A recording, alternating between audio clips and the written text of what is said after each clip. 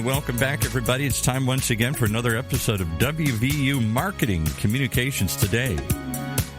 Brought to you by the good folks at West Virginia University and their Data Marketing Communications program. It's a syndicated show that sits squarely at the intersection of data-driven decision-making and modern marketing practices. With a rotating crew of hosts today, we're privileged to have with us Nathan Perrett. Nathan, how are you, sir? Doing good. How are you?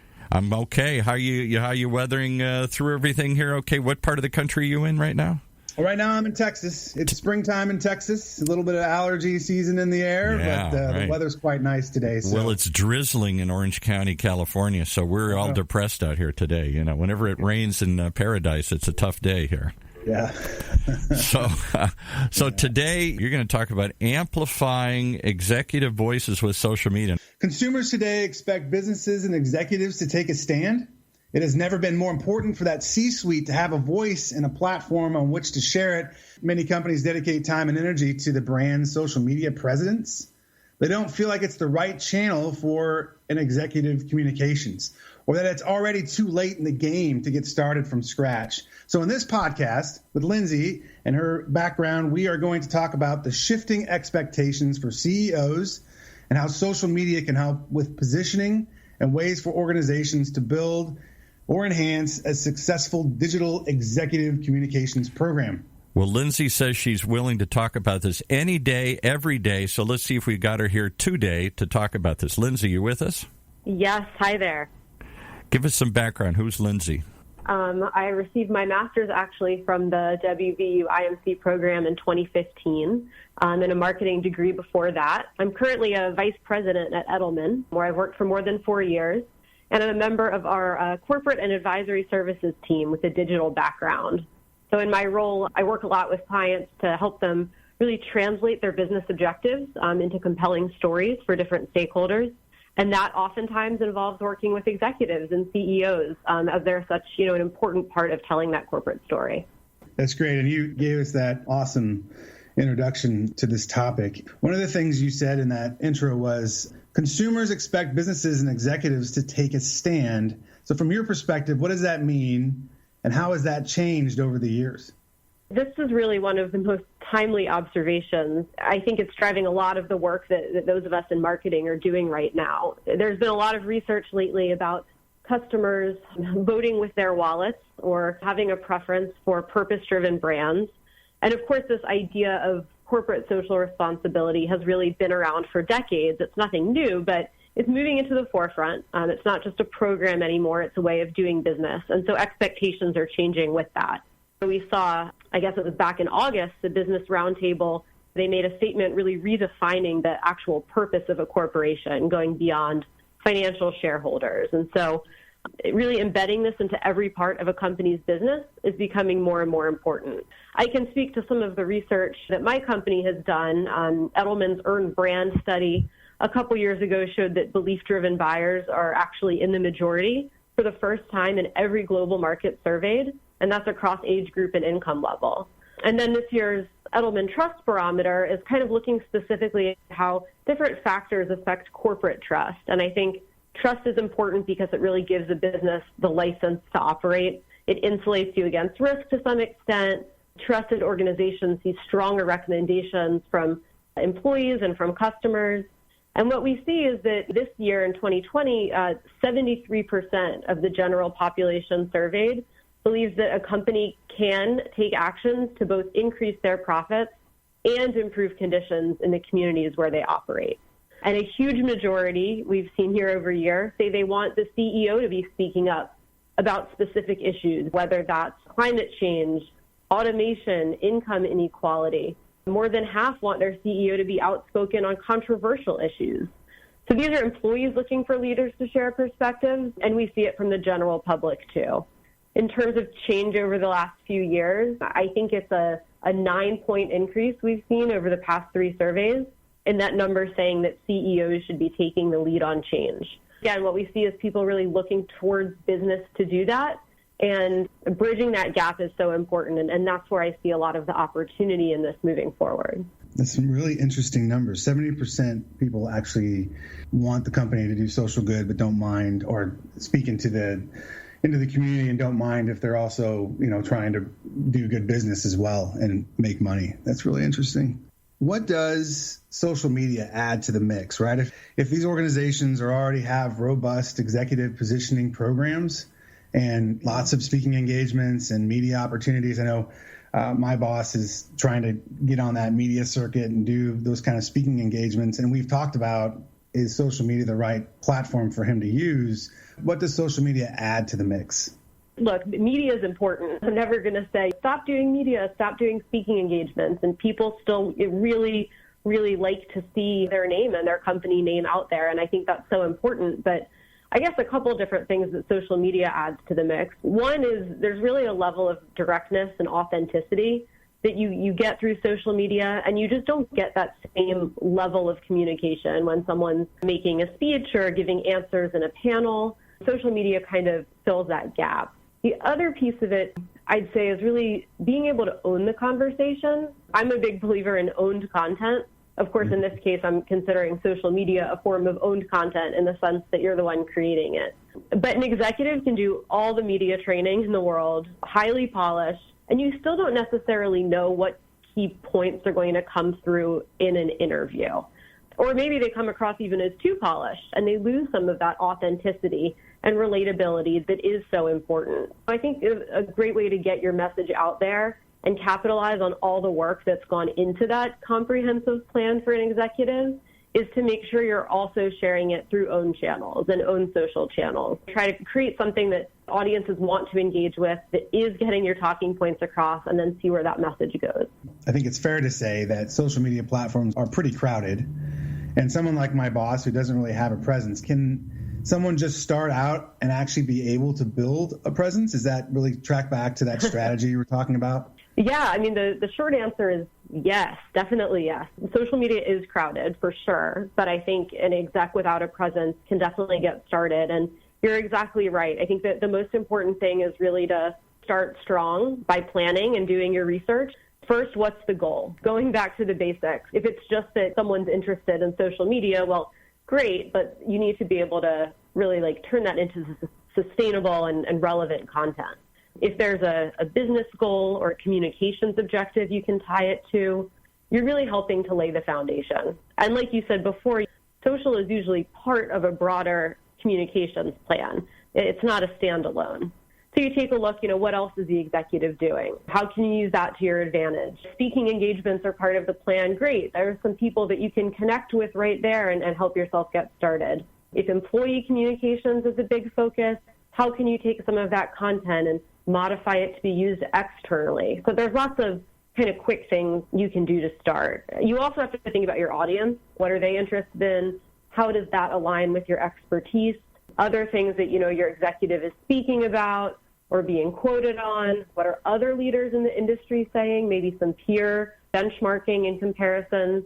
And then where's that white space? This stuff is so basic, or it can seem so obvious to us as communicators, but a lot of times we skip over it, I think, from the start. Especially if you've got an executive that's excited to get started, you really want to push forward and the team wants to launch. There's an event coming up. We've got to do this now. But it's so important not to push that background work to the side. Really work from a consistent strategy, because that's what will help you start strong and then build a strong presence. That intentional effort on how the message is going to be released over a course of time, or how it tracks back to that calendar or that those events and those audiences is really important. And I agree. Sometimes the boss gets a little excited and you find yourself drinking from a fire hose and trying to get him to understand we got to make sure that the plan's clear and intentional, and then we can do this right. It's gonna happen, but get it written down so that everyone can refer back to it.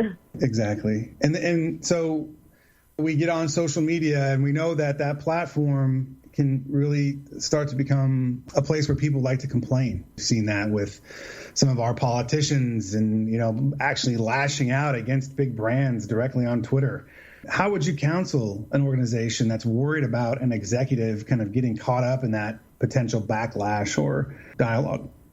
Yeah, it's a great question. Look, I mean, it's not wrong to ask, but It's kind of a simple answer in that, like, these things are going to happen regardless of whether the CEO or the organization is visible on social media or not. I think it's always better as an organization to have more visibility into the conversation and what it's about, even when that's negative. The key is really just good planning. If your executives are active on social and that's not a part of your crisis communications plan, then that needs to change. If you don't have a crisis communications plan, that really needs to change. I think in today's world, not being on social, it doesn't make you somehow immune from a potential backlash. You just have to be prepared for it as a possibility and know how to respond, or maybe how not to respond. I think that's another conversation to have with the executive, especially if they're more hands-on or if they do tend to be more reactionary. It's important to have a plan and stick to the plan. You're not going to avoid that backlash by not being present for the conversation. Have you found that when executives do get on social media, that your crisis communication plan needs to be a little more nuanced to those platforms, or is the crisis communication plan a more general, this is how we're going to handle crisis? I guess the question is, does social require a specific crisis plan, or is it just, in your experience, a more general overview for that? I would recommend that social have more specific crisis plan. I think different channels can be treated differently, but a general plan is never going to be as actionable as a plan with more specifics. And so especially with execs, I think the more documentation you can have, even things like who do you want to accept connection requests from, and really thinking through like a protocol for that. How might we put paid behind a post and, go through those plans, and that applies for crisis situations too. All right, well, we're going to go to break real quick, and then we'll be back. Just long enough to remind everybody that this show is brought to you by the good folks at West Virginia University and their unique, special online data marketing communications program. It's the first graduate program of its kind in the country, focusing on strategic thinking, critical problem solving, and informed decision making. The data marketing communications program prepares you for your career by learning the real-world innovative tactics being pioneered today from award-winning faculty, featured folks from all over the country like those here today, and students as well who contribute their continuing knowledge like our guest today here. So if you want to learn more, there's one place to go. You know it by now. It starts with DMC for Data Marketing Communications, DMC.WVU for West Virginia University, DMC.WVU.edu. Okay, can I ask a quick question before we jump back in here with all the coronavirus scare and the market's turbulence? Is it ever more important for CEOs to get ahead of this and get out there? It is so important that CEOs take the lead on communicating this, both what their organization might be doing publicly if they have that customer-facing situation, or also letting people know what they're doing internally for their employees and the policies that they're making inside their company. People are looking for that information to come from the executive. I certainly think so. I think that more and more they want to hear from the man at the top here, or the woman at the top here. And they don't want to just hear a generic press release. They want to get assurance, and I think that's what people are looking for. Yeah. I just had to throw that in there because everybody's so worried about so many turbulences here. And are CEOs ready for this? Are they prepared to handle crisis management? It seems like they become more astute at this. More and more of them get ahead of it. But so many of them, I think back to the British Petroleum guy who was, I think, fired afterwards because he was so laissez-faire and blasé about the whole thing and sent the wrong message, not through his words, but through his actions. I do think that smart brands and smart organizations are really trying to plan ahead and think through every possibility. So even when something new comes up, like coronavirus, hopefully it's something that relates to a plan that they have and something they've talked about. And so there's always going to be negative examples that we could give out there, but I do think that more and more people are recognizing the need to be prepared so that they don't end up being one of them. Yeah, interesting. One of the internal discussions we're having on our team about our CEO getting on social media and being active on social media is the authenticity aspect. Could it be seen as inauthentic to encourage the executive to participate on social media? And I think in the case of Carl, he's not necessarily a social media person. Mm-hmm. What would you say to that? Authenticity is really important. So our communications goals So if social media is the sticking point, but you and your team think it would really help advance things, I think it's worth doing some convincing. There's plenty of resources online, or anyone can reach out to me, and I'm happy to share some that can help make the case. But like I said earlier, people they expect executives to be speaking out. They find direct, unrehearsed communication more believable. And important stakeholders like investors and journalists are more and more turning to social media to do their research. Another thing I think is sometimes people have the wrong idea of social. It's not all like sharing where you're traveling or connecting with your colleagues. There's a strong thought leadership component too, especially on LinkedIn and especially for B2B organizations. So good thought leadership, when it's done well, it can increase trust, purchase consideration, even perceived value. So, I think there's a lot of room for growth. How do you define social media? And that really helps make the case, I think, even if someone says they're not a social media person. Sometimes you really have to start small. I liked your comment about thought leadership. That's the carrot we're trying to throw in front of him is, why don't you help us provide some thought leadership out to our customers and B2B, and that seems to be helping us get some traction on a stronger social footprint for him. The other question I have is, executives are busy. Marketing communications isn't always top of mind. Do you have tactics or ways that you have encouraged them to take time for social media?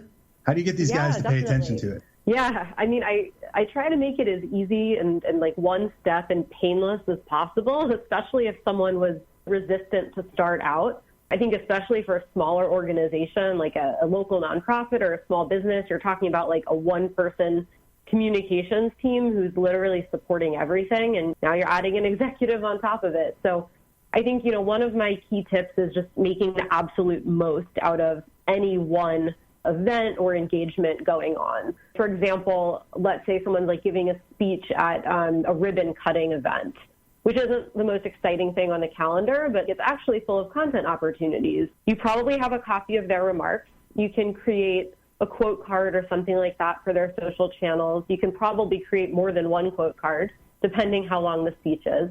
You'll have photos from the event itself, which can be shared in real time or afterwards. Maybe you have video coverage from the local news you can share. You could look at the social channels of other people who were at the event or other organizations' blogs. Maybe they've published content that you can share too. And that's an opportunity to make some connections. Thinking about taking one moment and what can you do that maybe you barely even have to get anything new from the CEO or from the executive, and you can turn that into a bunch of content. That's at least 5 or 6 pieces, and you can keep repurposing them. But I think also just, knowing your executives, if they're willing to spend 1 hour each week on social, can you batch everything together? Connection requests, a content calendar, ideas for what's coming up next week, and spend that 1 hour going through it? Or should you be sending them quick one-off emails with, we want to publish this, what do you think, every day? I think just really knowing that how they want to, be communicated with, and then regardless whether you're like a one-person team or part of a huge process, you can just plan ahead for how that communication is going to happen. Good advice. I am a team of one, and I'm going to be using some of those tactics. That's really helpful. Really helpful. Great. Okay, so brass tacks, executives, certainly my boss is very concerned about business outcomes. How do you measure the success of a social program? What are you guys looking at for measurement? Yeah. It really goes back to the importance of that upfront planning we talked about earlier. If your program as a whole is aligned to broader goals, I think you can do a better job of setting up those measurements. In general, I think most people know, like, you can think of social media metrics in terms of awareness, which would be like how many people are viewing your posts, or engagement, you're measuring with engagement rate, or even something more subjective, setting a target number of interactions that someone completes each week if you're trying to get them more engaged on a platform. But really, I think you're right. Most C-suite programs are looking for is that next level up, like how does it apply to the business? And I think there's, of course, a lot that can be done. If you're driving people to the website, you might be able to track further than, well, this person initiated in social media. Now they're applying for a job, or they're visiting a sales page, or they're downloading a white paper, signing up for a webinar. It could also be part of a larger measurement program for something like corporate reputation or trust. It could be part of internal employee engagement surveys. How are people feeling about their connection with an executive? Regardless would be to start with a reason for why you're doing it, because it's going to be different for every organization, and you'll be setting your KPIs from there. I do think no matter what the business goal is and how much you might try to encourage someone to stay focused on business outcomes, people really do like to see their follower count grow. And so I always like to develop just a nice line graph that shows growth over time, because it is really rewarding for everyone to see that number spike, especially if you're starting from scratch. So also follower growth is fun to chart. That's great. We got about a minute left. Who's doing it really well? All right. Anybody come top of mind? Maybe some of you, I'm sure you guys are very good at your work. So who do you think is doing this really well? I've got a couple of favorites. Sally Krawcheck, who's a finance executive. She's currently the CEO of Edelman. She's active on a few different platforms, and her content is so real. She posts a lot of photos, but also, like, as a marketer, I appreciate how she tailors her content for each platform. She encourages conversation about women and finances with her followers on LinkedIn. And on Twitter, she's more so sharing corporate news. On Instagram, she's showing a lot of people that she meets with. Another great example is Doug McMillon, the CEO of Walmart. He really focuses on employees on his social channels. He's always featuring Walmart associates that he's meeting with and all the stores he visits. He has a really human voice. He actually started at Walmart as an associate, so it's a really unique perspective. He does also share some content that hits the corporate narrative, but the associates are the focus, and so I think that's really authentic, and it makes him stand out from the crowd. Those are two of my favorite choices. Great. Thanks for sharing that. Check those out. I think, Lindsey, we're done. This was a great session. Really, really fascinating stuff. Really, thank you for your time. Thank you. Can our listeners contact you? Find you on LinkedIn? They certainly can. They can find me on LinkedIn, send me a connection. I'm always happy to chat. Well, thanks for your time. Be safe out there. Great. Thank you. You too. You've been listening to WVU Marketing Communications Today, brought to you live from West Virginia University, a bi-weekly program that sits at the intersection of data-driven decision-making and marketing practice, only on the Funnel Radio Network, for at-work listeners like you.